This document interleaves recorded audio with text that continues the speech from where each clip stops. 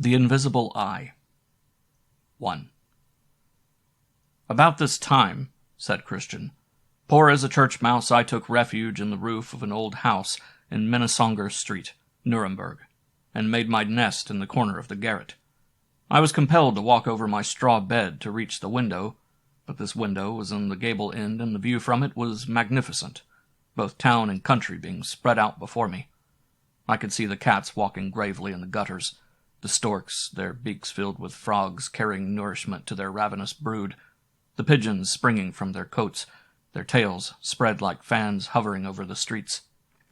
In the evening, when the bells called the world to the Angelus, with my elbows upon the edge of the roof, I listened to their melancholy chimes. I watched the windows as, one by one, they were lighted up. The good burghers smoking their pipes on the sidewalks, the young girls in their red skirts with their pitchers under their arms, laughing and chatting around the fountain of St. Sebald. Insensibly all this faded away. The bats commenced their rapid course, and I retired to my mattress in sweet peace and tranquillity. The old curiosity seller, Tubak, knew the way to my little lodging as well as I did, and was not afraid to climb the ladder. Every week his ugly head, adorned with a reddish cap, raised the trap-door. His fingers grasped the ledge, and he cried out in a nasal tone, "Well, well, Master Christian, have you anything?" To which I replied, "Come in. Why in the devil don't you come in? I am just finishing a little landscape, and you must tell me what you think of it." Then his great back, seeming to elongate, grew up even to the roof, and the good man laughed silently. I must do justice to Tubak. He never haggled with me about prices. He bought all my paintings at 15 florins, one with the other, and sold them again for 40 each. This was an honest Jew. I began to grow fond of this mode of existence, and to find new charms in it day by day. Just at this time the city of Nuremberg was agitated by a strange and mysterious event. Not far from my dormer window, a little to the left, stood the inn, Fat Ox, an old auberge, much patronized throughout the country. 3 or 4 wagons filled with sacks or casks were always drawn up before the door, where the rustic drivers were in the habit of stopping on their way to the market to take their morning draught of wine. The gable end of the inn was distinguished by its peculiar form. It was very narrow, pointed, and on 2 sides cut in teeth like a saw. The carvings were strangely grotesque, interwoven and ornamenting the cornices and surrounding the windows. But the most remarkable fact was that the house opposite reproduced exactly the same sculptures, the same ornaments. Even the signboard, with its post and spiral of iron, was exactly copied. One might have thought that these 2 ancient houses reflected each other. Behind the inn, however, was a grand old oak, whose sombre leaves darkened the stones of the roof, while the other house stood out in bold relief against the sky. To complete the description, this old building was as silent and dreary as the inn Fat Ox was noisy and animated. On one side a crowd of merry drinkers were continually entering in and going out, singing, tripping, cracking their whips. On the other, profound silence reigned.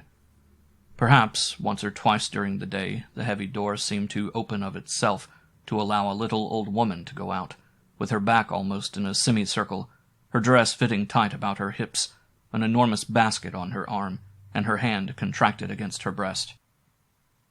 It seemed to me that I saw at a glance as I looked upon her a whole existence of good works and pious meditations.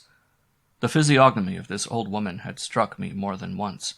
Her little green eyes, long thin nose, the immense bouquets of flowers on her shawl, which must have been at least 100 years old, the withered smile which puckered her cheeks in a cockade, the lace of her bonnet falling down to her eyebrows. All this was fantastic and interested me much. Why did this old woman live in this great deserted house? I wished to explore the mystery.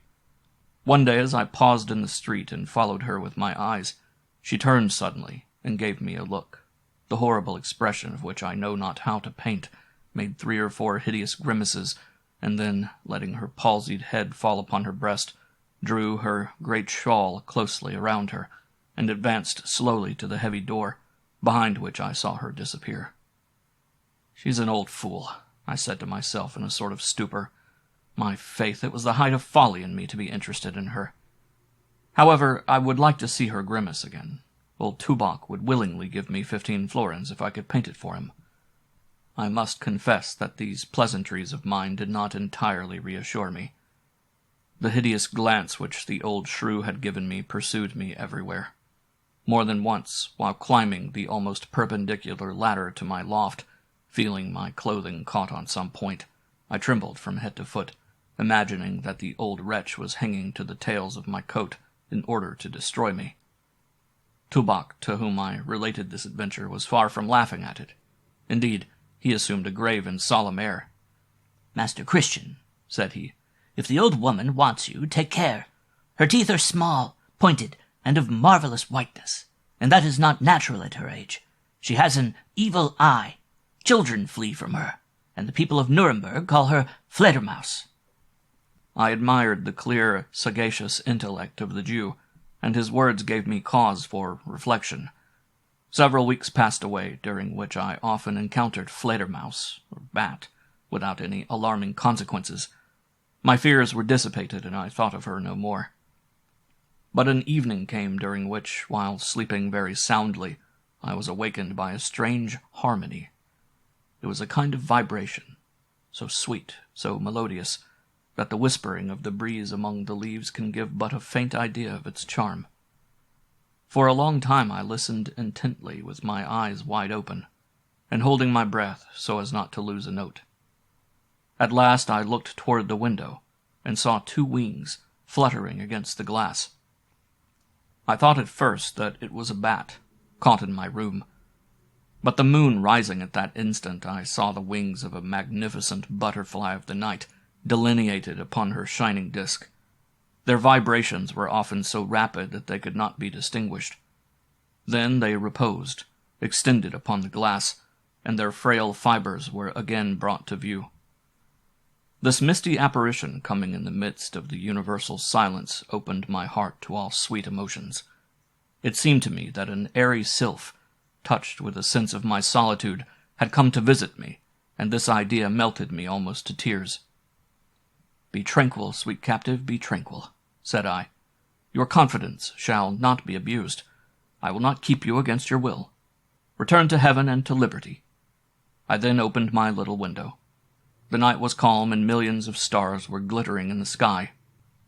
For a moment I contemplated this sublime spectacle, and words of prayer and praise came naturally to my lips. But judge of my amazement when, lowering my eyes, I saw a man hanging from the crossbeam of the sign of the Fat Ox, his hair disheveled, his arms stiff, his legs elongated to a point and casting their gigantic shadows down to the street. The immobility of this figure under the moon's rays was terrible. I felt my tongue freezing, my teeth clenched.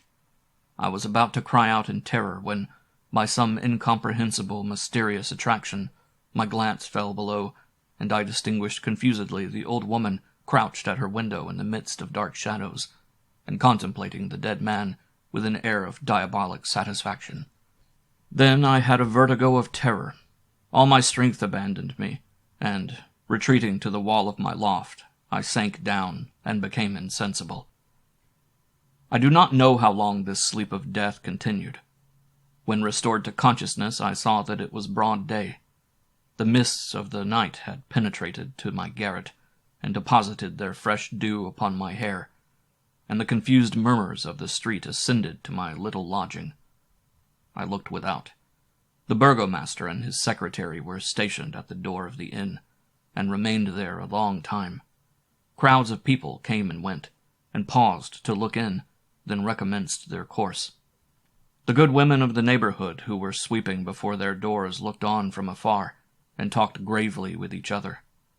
At last, a litter, and upon this litter a body covered with a linen cloth, issued from the inn, carried by 2 men. They descended to the street, and the children on their way to school ran behind them. All the people drew back as they advanced.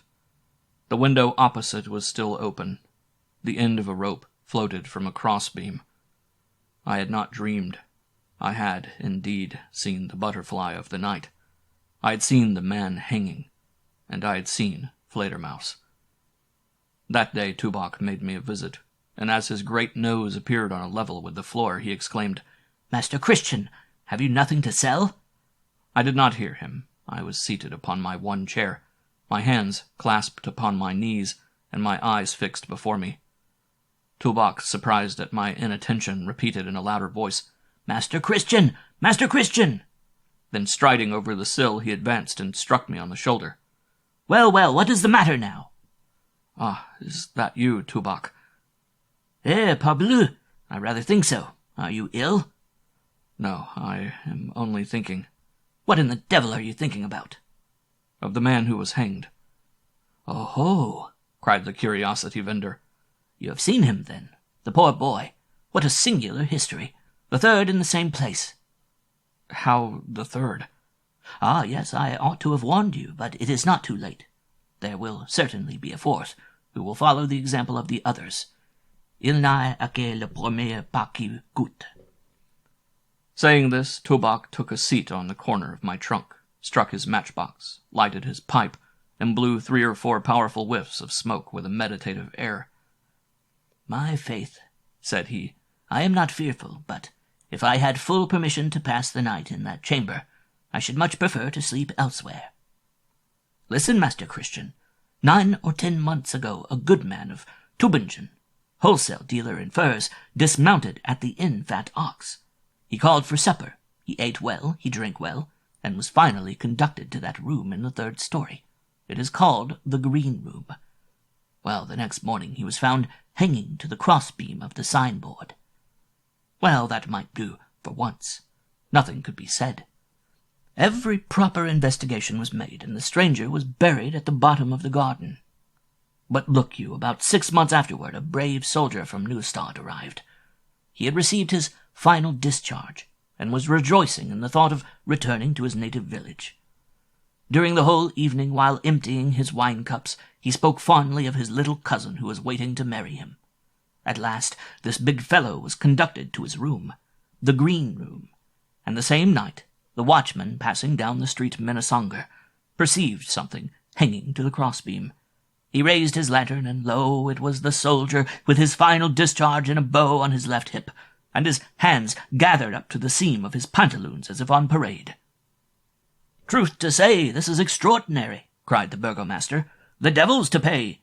Well, the chamber was much visited, the walls were replastered, and the dead man was sent home to Neustadt. The registrar wrote this marginal note: "Died of apoplexy." All Nuremberg was enraged against the innkeeper. There were many, indeed, who wished to force him to take down his iron crossbeam, under the pretext that it inspired people with dangerous ideas. But you may well believe that the old Nickel Schmidt would not lend his ear to this proposition. "This crossbeam," said he, "was placed here by my great-grandfather. It has borne the sign of the Fat Ox 150 years, from father to son. It harms no one, not even the hay wagons which pass beneath, for it is 30 feet above them. Those who don't like it can turn their heads aside and not see it." Well, gradually the town calmed down, and during several months no new event agitated it. Unhappily, a student of Heidelberg, returning to the university, stopped day before yesterday at the Fat Ox, and asked for lodging. He was the son of a minister of the gospel. How could anyone suppose that the son of a pastor could conceive the idea of hanging himself on the crossbeam of a signboard, because a fur dealer and an old soldier had done so? We must admit, Master Christian, that the thing was not probable. These reasons would not have seemed sufficient to myself or to you. "Enough, enough!" I exclaimed. "This is too horrible. I see a frightful mystery involved in all this. It is not the crossbeam. It is not the room." "What? Do you suspect the innkeeper, the most honest man in the world, and belonging to one of the oldest families in Nuremberg?" No.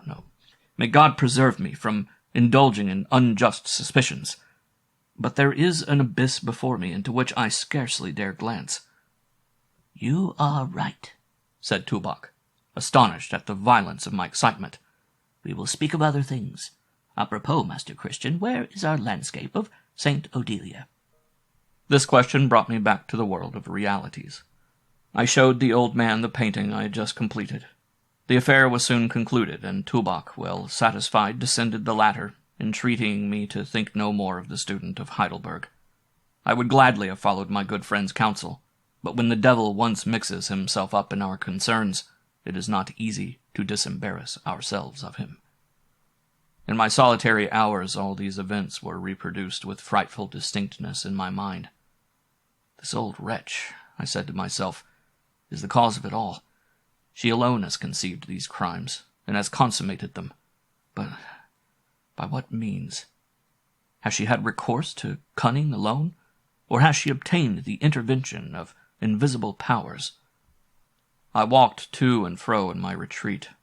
An inward voice cried out, "It is not in vain that Providence permitted you to see Fledermaus contemplating the agonies of her victim. It is not in vain that the soul of the poor man came in the form of a butterfly of the night to awaken you. No, no, all this was not accidental, Christian. Heaven imposes upon you a terrible mission. If you do not accomplish it, tremble lest you fall yourself into the hands of the old murderess. Perhaps at this moment she is preparing her snares in the darkness." During several days these hideous images followed me without intermission. I lost my sleep. It was impossible for me to do anything. My brush fell from my hand, and horrible to confess, I found myself sometimes gazing at the crossbeam with a sort of complacency. At last I could endure it no longer, and one evening I descended the ladder and hid myself behind the door of Fledermaus, hoping to surprise her fatal secret.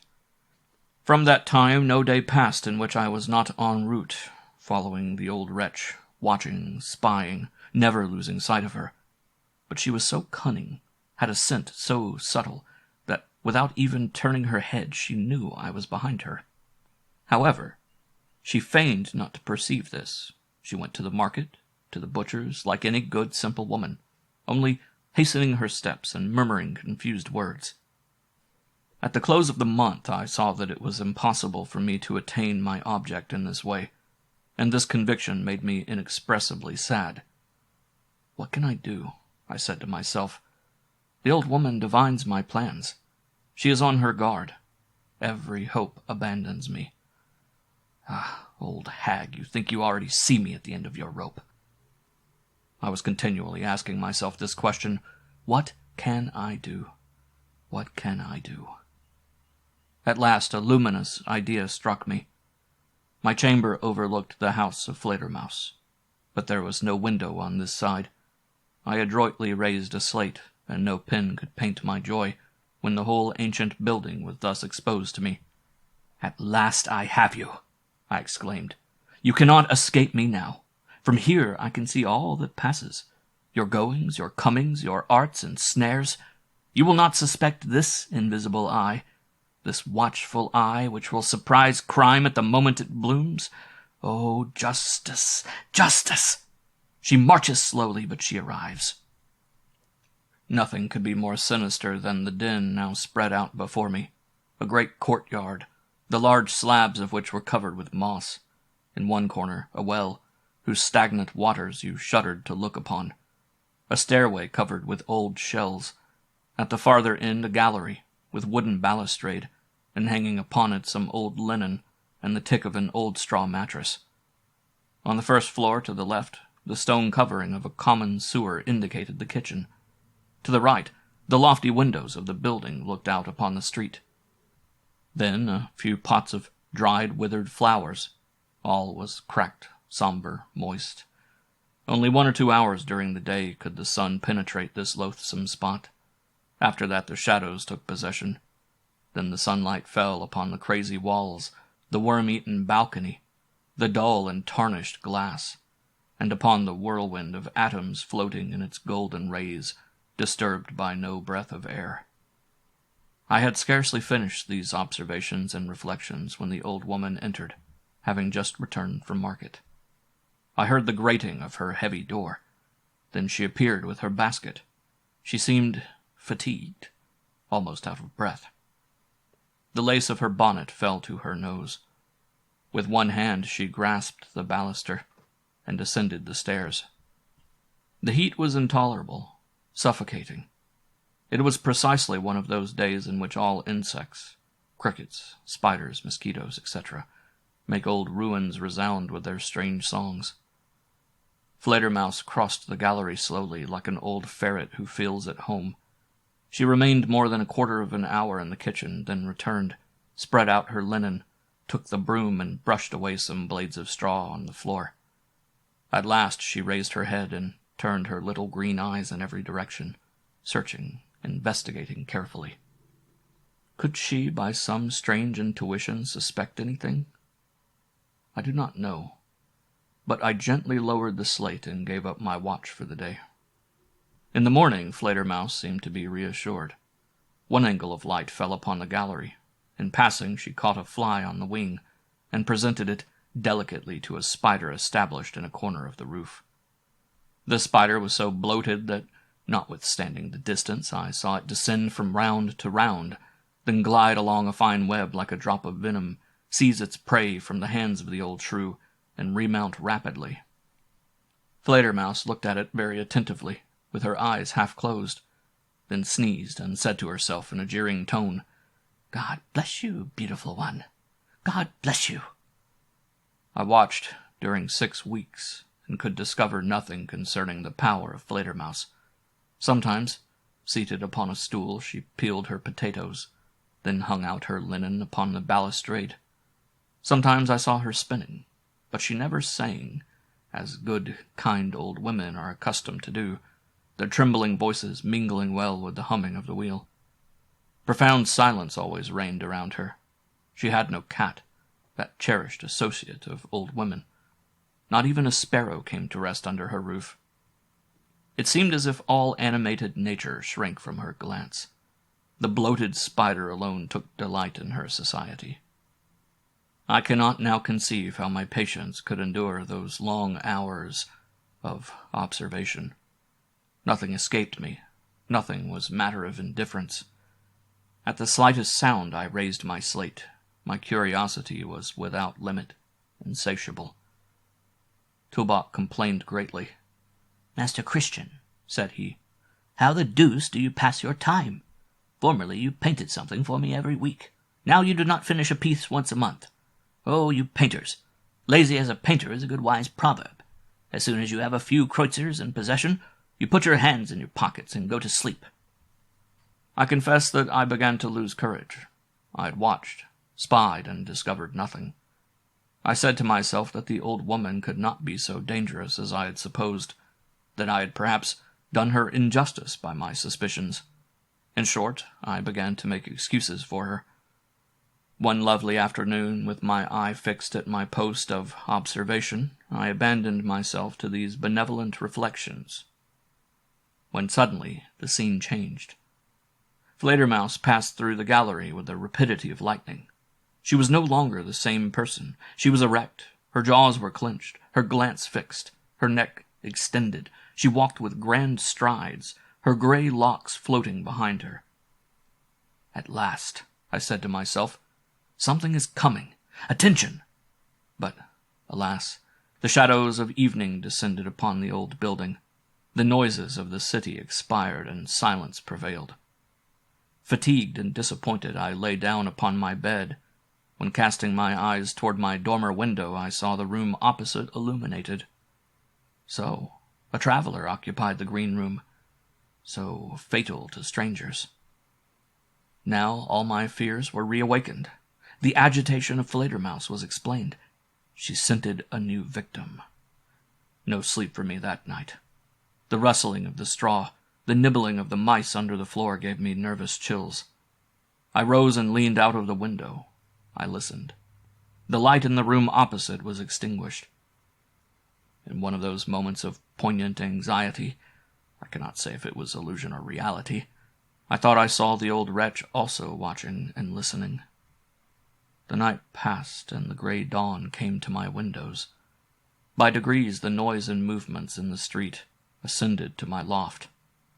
Harassed by fatigue and emotion, I fell asleep. But my slumber was short, and by 8 o'clock I had resumed my post of observation. It seemed as if the night had been as disturbed and tempestuous to Fledermaus as to myself.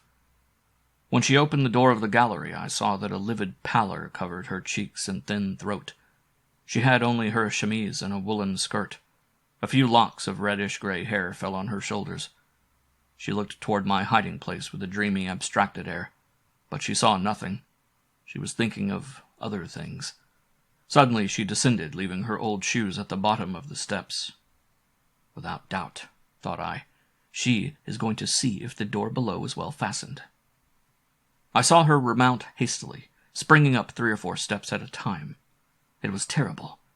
She rushed into the neighboring chamber, and I heard something like the falling of the top of a great chest. Then Fledermaus appeared upon the gallery, dragging a mannequin after her, and this mannequin was clothed like the Heidelberg student. With surprising dexterity, the old woman suspended this hideous object to a beam of the shed, then descended rapidly to the courtyard to contemplate it. A burst of sardonic laughter escaped from her lips. She remounted, then descended again like a maniac, and each time uttered new cries and new bursts of laughter. A noise was heard near the door, and the old woman bounded forward, unhooked the mannequin, and carried it off. Then, leaning over the balustrade with her throat elongated, her eyes flashing, she listened earnestly. The noise was lost in the distance. The muscles of her face relaxed, and she drew long breaths. It was only a carriage which had passed. The old wretch had been frightened. She now returned to the room, and I heard the chest close. This strange scene confounded all my ideas. What did this mannequin signify? I became more than ever attentive. Fledermaus now left the house with her basket on her arm. I followed her with my eyes till she turned the corner of the street. She had reassumed the air of a trembling old woman, took short steps, and from time to time turned her head partly around to peer behind from the corner of her eye. Fledermaus was absent fully 5 hours. For myself I went, I came, I meditated. The time seemed insupportable. The sun heated the slate of the roof and scorched my brain. Now I saw, at the window, the good man who occupied the fatal green chamber. He was a brave peasant of Nassau, with a large 3-cornered hat, a scarlet vest, and a laughing face. He smoked his pipe of Ulm tranquilly, and seemed to fear no evil. I felt a strong desire to cry out to him, "Good man, be on your guard, do not allow yourself to be entrapped by the old wretch. Distrust yourself." But he would not have comprehended me. Toward 2 o'clock, Fledermaus returned. The noise of her door resounded through the vestibule. Then, alone, all alone, she entered the yard and seated herself on the interior step of the stairway. She put down her basket before her, and drew out first some packets of herbs, then vegetables, then a red vest, then a 3-cornered hat, a coat of brown velvet, pants of plush, and coarse woolen hose, the complete costume of the peasant from Nassau. For a moment I felt stunned. Then flames passed before my eyes. I recollected those precipices which entice with an irresistible power, those wells or pits which the police have been compelled to close, because men threw themselves into them, those trees which had been cut down because they inspired men with the idea of hanging themselves, that contagion of suicides, of robberies, of murders at certain epochs, by desperate means, that strange and subtle enticement of example which makes you yawn because another yawns, suffer because you see another suffer, kill yourself because you see others kill themselves, and my hair stood up with horror. How could this Fledermaus, this base, sordid creature, have derived so profound a law of human nature? How had she found the means to use this law to the profit or indulgence of her sanguinary instincts? This I could not comprehend. It surpassed my wildest imaginations. But, reflecting longer upon this inexplicable mystery, I resolved to turn the fatal law against her, and to draw the old murderess into her own net. So many innocent victims called out for vengeance. I felt myself to be on the right path. I went to all the old clothes sellers in Nuremberg, and returned in the afternoon to the Fat Ox with an enormous packet under my arm. Nickel Schmidt had known me for a good long time. His wife was fat and good-looking. I had painted her portrait. "Ah, Master Christian," said he, squeezing my hand. "What happy circumstance brings you here? What procures me the pleasure of seeing you?" "My dear Herr Schmidt, I feel a vehement and insatiable desire to sleep in the green room of your inn." We were standing on the threshold of the inn, and I pointed to the room. The good man looked at me distrustfully. "Fear nothing," I said. "I have no desire to hang myself." "All in good time, all in good time. For, frankly, that would give me pain, an artist of such merit. When do you wish the room, Master Christian?" "This evening." "Impossible. It is occupied." "The gentleman can enter immediately," said a voice just behind me. "I will not be in the way." We turned around in great surprise. The peasant of Nassau stood before us, with his three-cornered hat and his packet at the end of his walking stick. He had just learned the history of his three predecessors in the green room, and was trembling with rage.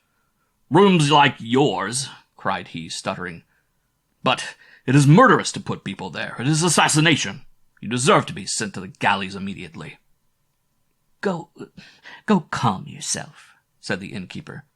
"That did not prevent you from sleeping well."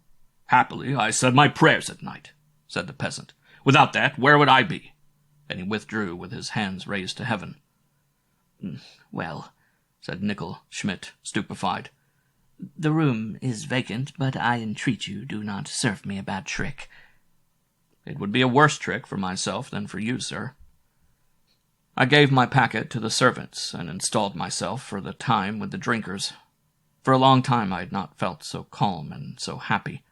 After so many doubts and disquietudes, I touched the goal.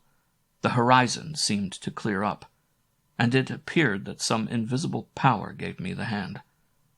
I lighted my pipe, placed my elbow on the table, my wine before me, and listened to the chorus in Frieschütz, played by a troop of gypsies from the Black Forest.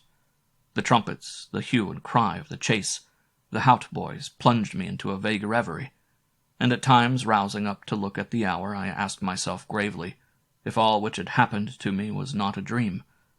But the watchman came to ask us to leave the salle, and soon other and more solemn thoughts were surging in my soul, and in deep meditation I followed little Charlotte, who preceded me with a candle to my room. We mounted the stairs to the third story. Charlotte gave me the candle and pointed to the door. "There," said she, and descended rapidly. I opened the door. The green room was like any other inn-room. The ceiling was very low, the bed very high. With one glance I explored the interior, and then glided to the window. Nothing was to be seen in the house of Fledermaus. Only in some distant room an obscure light was burning. Someone there was on the watch. "That is well," said I, closing the curtain. "I have all the necessary time." I opened my packet. I put on a woman's bonnet with hanging lace. Then, placing myself before a mirror, I took a brush and painted wrinkles in my face. This took me nearly an hour. Then I put on the dress and a large shawl, and I was actually afraid of myself. Fledermaus seemed to me to look at me from the mirror. At this moment the watchman cried out, "11 o'clock!" I seized the mannikin which I had brought in my packet, and muffled it in a costume precisely similar to that worn by the old wretch. I then opened the curtain. Certainly, after all that I had seen of the Fledermaus, of her infernal cunning, her prudence, her adroitness, she could not in any way surprise me. And yet I was afraid. The light which I had remarked in the chamber was still immovable, and now cast its yellow rays on the mannikin of the peasant of Nassau, which was crouched on the corner of the bed, with the head hanging on the breast, the three-cornered hat pulled down over the face, the arms suspended, and the whole aspect that of absolute despair. The shadows, managed with diabolical art, allowed nothing to be seen but the general effect of the face.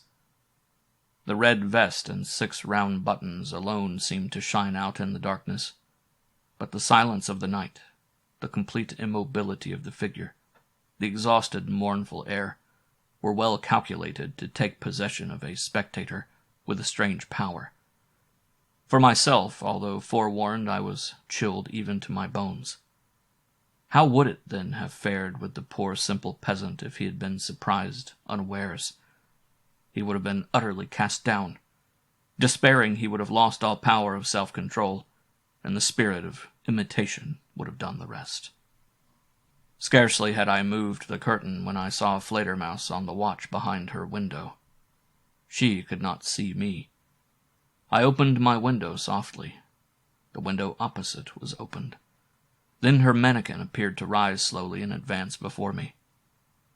I also advanced my mannequin, and seizing my torch with one hand, with the other I quickly opened the shutters. And now the old woman and myself were face to face. Struck with sudden terror, she had let her mannequin fall. We gazed at each other with almost equal horror. She extended her finger. I advanced mine. She moved her lips. I agitated mine. She breathed a profound sigh and leaned upon her elbow. I imitated her. To describe all the terrors of this scene would be impossible. It bordered upon confusion, madness, delirium. It was a death struggle between two wills, between two intelligences, between two souls, each one wishing to destroy the other. And in this struggle I had the advantage. Her victims struggled with me. After having imitated for some seconds every movement of Fledermaus, I pulled a rope from under my shirt and attached it to the crossbeam. The old woman gazed at me with gaping mouth. I passed the rope around my neck. Her pupils expanded, lightened. Her face was convulsed. "No, no," said she in a whistling voice. I pursued her with the impassibility of an executioner. Then rage seemed to take possession of her. "Oh, fool!" she exclaimed, straightening herself up, and her hands contracted on the crossbeam. "Old fool!" I gave her no time to go on. Blowing out my lamp, I stooped like a man about to make a vigorous spring, and seizing my mannequin, I passed the rope around its neck and precipitated it below. A terrible cry resounded through the street, and then silence, which I seemed to feel. Perspiration bathed my forehead. I listened a long time. At the end of a quarter of an hour I heard far away, very far away, the voice of the watchman crying, "Inhabitants of Nuremberg, midnight, midnight sounds." "Now justice is satisfied," I cried. "The 3 victims are avenged. Pardon me, O Lord." About 5 minutes after the cry of the watchman, I saw Fledermaus, attracted, allured by my mannequin, her exact image, spring from the window, with a rope around her neck, and rest suspended from the crossbeam. I saw the shudder of death undulating through her body, while the moon, calm, silent, majestic, inundated the summit of the roof, and her cold, pale rays reposed upon the old, disheveled, hideous head. Just as I had seen the poor young student of Heidelberg, just so did I now see Fledermaus. In the morning all Nuremberg learned that the old wretch had hung herself, and this was the last event of the kind in the street Minnesänger. End of section 5.